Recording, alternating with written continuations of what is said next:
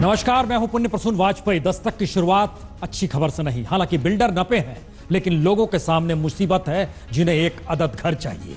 जी, 60,000 flat धारकों के सपने चकनाचूर हैं, क्योंकि दिल्ली एनसीआर के कई बिल्डरों पर जेपी बिल्डर्स दिवालिया घोषित किया जा चुका है। 8,365 करोड़ 270 दिनों में चुकाने हैं, और नहीं चुकाई तो संपत्ति नीलाम कर दी जाएगी। इतना ही नहीं, अर्थ एरा गार्डिनिया बिल्डर पर भी एनसीएलटी के सीधा नकेल कस रही है, और 60,000 से ज्यादा ग्राहक फंसे हैं। ये बता दें, नेशनल कंपनी लॉ ट्रिब्यूनल इसके जरिए यह फैसला आया है। और मुसीबत यह है कि बिल्डर तो नप गए, लेकिन जो फ्लैट धारक है वो फंस गए। घर भी होना चाहिए, संविधान में इसका जिक्र हो या ना हो, इस बात का जिक्र उस बहस में हो चला था, क्या सरकार जिम्मेदारी ले कि हर किसी को घर मिलना चाहिए। लेकिन जीने का अधिकार तो है। तो आइए आज संविधान के आश्रय टटोल लिया जाए कि इस देश में क्या सत्य कथा संविधान के तौर पर अगर मौजूद है, तो फिर संवैधानिक पद पर बैठे लोग खामोश क्यों रहते हैं, और जब वो बोलते हैं तो ये क्यों लगता है सियासत हो रही है।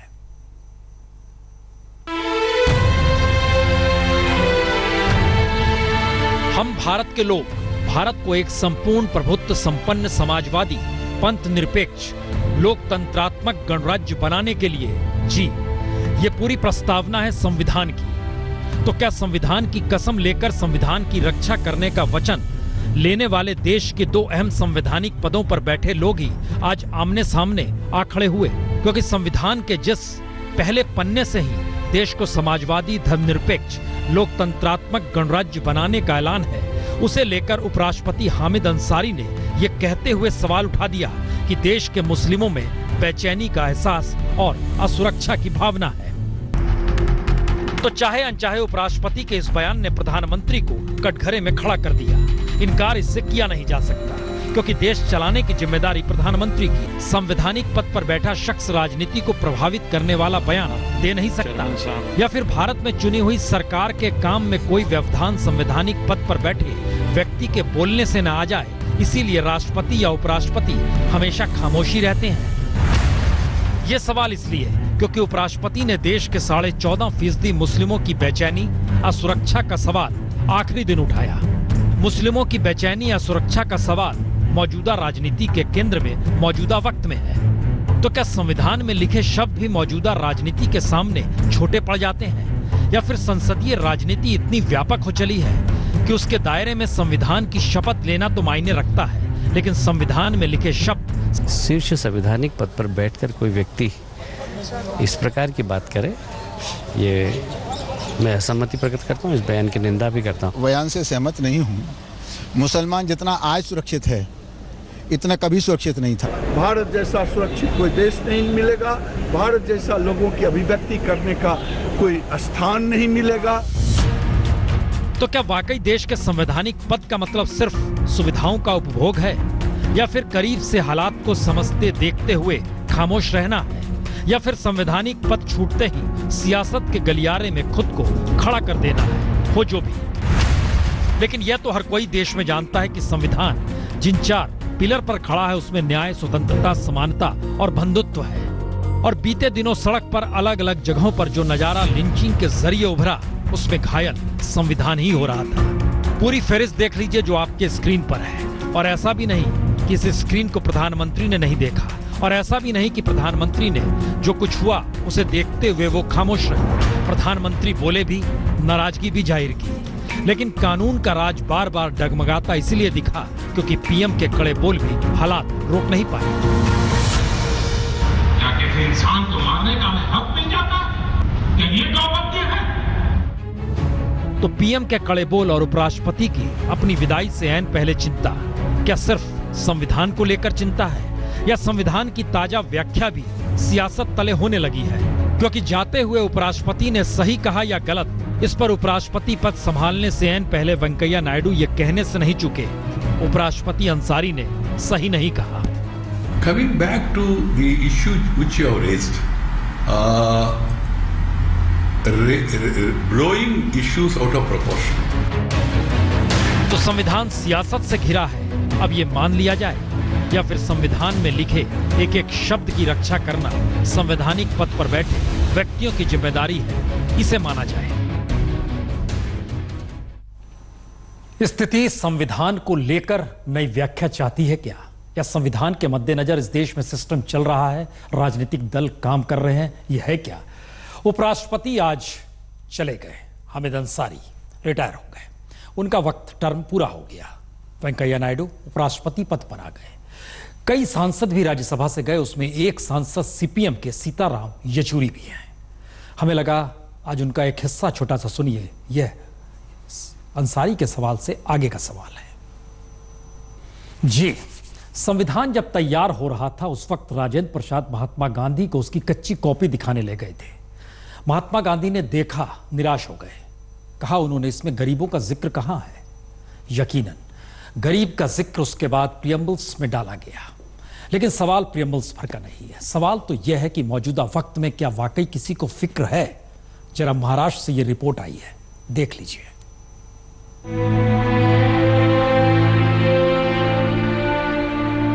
प्रिय पापा, आपके भाई ने 5 दिन पहले कर्ज में डूबे होने के कारण आत्महत्या कर ली। आप पर भी उसी तरह का कर्ज है। आपका हाल मुझसे देखा नहीं जाएगा। आप चले गए तो दोनों छोटे भाइयों को कौन पढ़ाएगा? माँ को, घर को कौन संभालेगा? और मेरी शादी के लिए भी आपको कर्ज लेना पड़ेगा। इसीलिए मैं अपनी जान दे रही हूँ। तुम्हारी सारिका। मेरी बाई तरफ महाराष्ट्र विधानसभा और विधान परिषद के सभी विधायक फुटबॉल का मैच खेलने में मशगूल है। इस मैच की कमेंट्री खुद मुख्यमंत्री देवेंद्र फडणवीस कर रहे हैं। लेकिन वही दूसरी तरफ परभनी की सारिका इसलिए आत्महत्या कर देती है ताकि वो अपने पिता पर बोझ न बने। लेकिन उसकी मौत सिर्फ एक मौत बनकर रह गई है। लेकिन यहाँ गोल कितने हुए ये सबको पता है। तो सच यही, जिस वक्त परभनी के पाथरी तहसील में 17 बरस की सारिका कर्ज में डूबे अपने पिता की जान बचाने के लिए खुद ही खुदकुशी कर रही थी, उसी वक्त महाराष्ट्र के तमाम विधायक फुटबॉल खेल रहे थे और सीएम साहब मजेदार कमेंट्री कर रहे थे।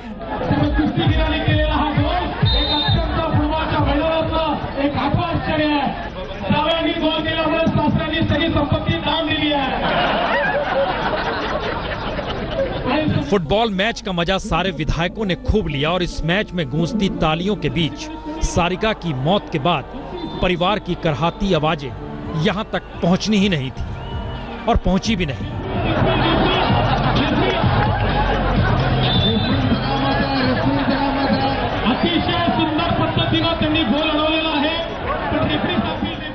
सारिका के पिता किसान हैं।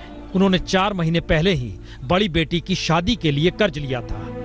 फसल बर्बाद हो गई क्योंकि सूखा पड़ गया तो परेशानियां पहले से थी जो और बढ़ गई। चाचा की खुदकुशी के बाद सारिका परेशान थी कि कहीं अब पिता खुदकुशी ना कर ले। 2 भाई औरंगाबाद में पढ़ते हैं और ऐसे में पिता खुदकुशी कर लेंगे तो फिर बाकी भाइयों का क्या होगा? और खुद जब उसकी शादी की उम्र हो चली है तो फिर पिता क्या करेंगे? तो खुदकुशी खुद ही कर ली। क्या अपने भी घर में ऐसा हो सकता है? कल 2 दिन में, 3 दिन में, 4 दिन में, जैसा बड़े चाचा ने किया वैसे भी मेरे पिताश्री कर सकते हैं। उसके दिल में ऐसा विचार आ गया तो उन्हें 2-3 मिनट में ऐसा रिजल्ट लिया। उनको, मेरे पापा के पास भी बहुत कर्जा होगा उनको। अभी मेरी बहन की उनकी बड़ी बेटी की शादी हुई तो उसके कारण उसने जीवन यात्रा खत्म करी। लेकिन सवाल सिर्फ सारिका की मौत का नहीं। 2 दिन पहले ही इसी परभनी में अनिल और शिवाजी नाम के इन 2 किसानों ने खुदकुशी की। शिवाजी ने भी मरने से पहले एक सुसाइड नोट लिखा था। इस नोट में उन्होंने लिखा, मेरी पत्नी सही में लक्ष्मी है, मेरा बैंक कर्ज माफ नहीं हुआ, बैंक का बोझ बहुत है मेरे ऊपर और साथ में मेरी बीमारी, दवा खाने के पैसे की चिंता रहती है। इस वजह से निराश होकर मैं ये कदम उठा रहा हूं। 5 भाइयों से मेरी विनती है कि मेरी मौत के बाद मेरी पत्नी का ध्यान रखें और बच्चों की पढ़ाई पूरी कराएं। गांव की पुलिस से मेरी विनती है वो किसानों की आत्महत्या रोके। पन्ने किसी भी राज्य के पलट लीजिए, खुदकुशी हर जगह से खबर आती है, किस रूप में कैसे दिखाई जाए। लेकिन सवाल यही है, पूरी सरकार फुटबॉल खेल रही है, मुख्यमंत्री महोदय कमेंट्री कर रहे हैं और किसानों की खुदकुशी हो रही है। संविधान में तो दर्ज शिक्षा को भी हक के तौर पर लिया गया, अधिकार बनाया गया, लेकिन हालात क्या हैं यह भी देखिए। जी, संविधान देखिए और संविधान के अनुच्छेद 21A को भी पढ़ लीजिए। 6 से 14 साल तक के सभी बच्चों को पूरी तरह निःशुल्क और अनिवार्य शिक्षा मिलनी चाहिए और यह केंद्र और राज्य सरकार के लिए बाध्यता है कि बच्चों को मुफ्त व अनिवार्य शिक्षा मिले। लेकिन जिन बच्चों को शिक्षा मिलेगी वो कैसी मिलेगी, इसका जिक्र संविधान में नहीं, तो फिर ऐसे में इस रिपोर्ट को देख लीजिए। ये तमाम तस्वीरें हर उस रिपोर्ट की है जब हमने जिक्र किया सरकारी स्कूल चलते कैसे हैं। ये बेहाली है सरकारी स्कूलों की। लेकिन सिर्फ तस्वीर देखिए, परेशान ना होइए, क्योंकि कहीं स्कूल की बिल्डिंग धराशायी है, कहीं टॉयलेट में क्लास चल रही है, कहीं स्कूल में अश्लील डांस हो रहा है, कहीं खुले आसमान तले बच्चे पढ़ने को मजबूर हैं। लेकिन शिक्षा का जिक्र संविधान में है तो सब कुछ चलेगा। तो कितनी तस्वीर आपको दिखाई जाए। यह उत्तराखंड के बाजपुर के राम जीवनपुर का स्कूल है, जहां पढ़ने की छोड़िए बैठने की व्यवस्था नहीं, आसमान का साया है और ट्रॉली के नीचे ही स्कूल लगा दी गई है। खास बात यह, उत्तराखंड के शिक्षा मंत्री अरविंद पांडे बाजपुर से ही 2 बार विधायक भी रह चुके हैं।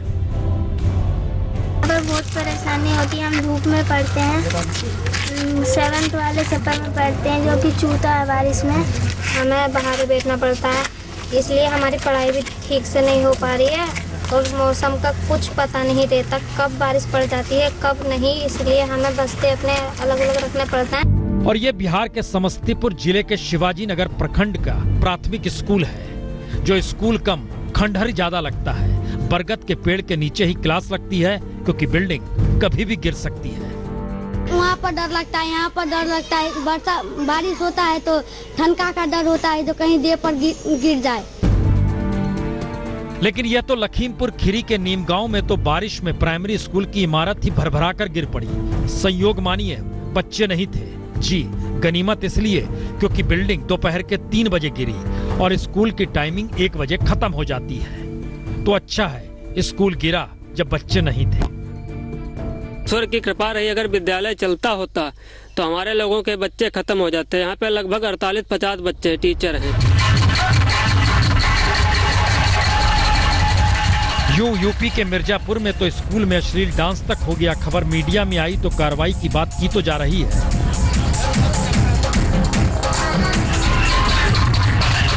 प्रोग्राम दरअसल रक्षाबंधन के दिन हुआ। गांव के प्रधान ने स्कूल में कार्यक्रम कराया।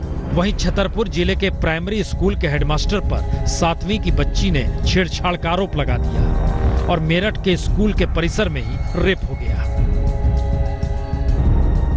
दरअसल देश के स्कूलों का सच यही, यहाँ पढ़ाई नहीं होती, या कहें बच्चे जो कुछ भी पढ़ पा रहे हैं वो भगवान भरोसे ही है। और वजह उसकी यही है कि संविधान में चाहे शिक्षा का अधिकार हो या आरटीआई कानून हो, सच तो यही कि 29 करोड़ लोग इस देश में अशिक्षित हैं। 62% छात्र 10वीं तक आते आते स्कूल छोड़ देते हैं। दलित और आदिवासी छात्रों में यह आंकड़ा 70 से 80% तक का है। लेकिन शिक्षा की गंभीरता है क्या? ये दरअसल संविधान में शिक्षा को मौलिक अधिकार बताते हुए अनिवार्य तो कर दिया गया, लेकिन राइट टू एजुकेशन के नाम पर दिया फंड भी राज्य सरकार खर्च नहीं कर पाती। और ऐसे में यह भी नहीं, जहां खर्च है वहां खर्च नहीं, और जहां खर्च नहीं वहां खूब खर्च। जी देख लीजिए, इस स्कूल में 1 छात्र और 3 टीचर हैं। स्कूल में कितने टीचर? कुल 3 टीचर। कुल 3 टीचर है सर। और बच्चे कितने हैं? एक है। एक ही बच्चा वर्तमान में एक बालिका है। ये अगार का स्कूल है। तो संविधान की दुहाई के बीच शिक्षा का हाल क्या, ये सच आपके सामने है।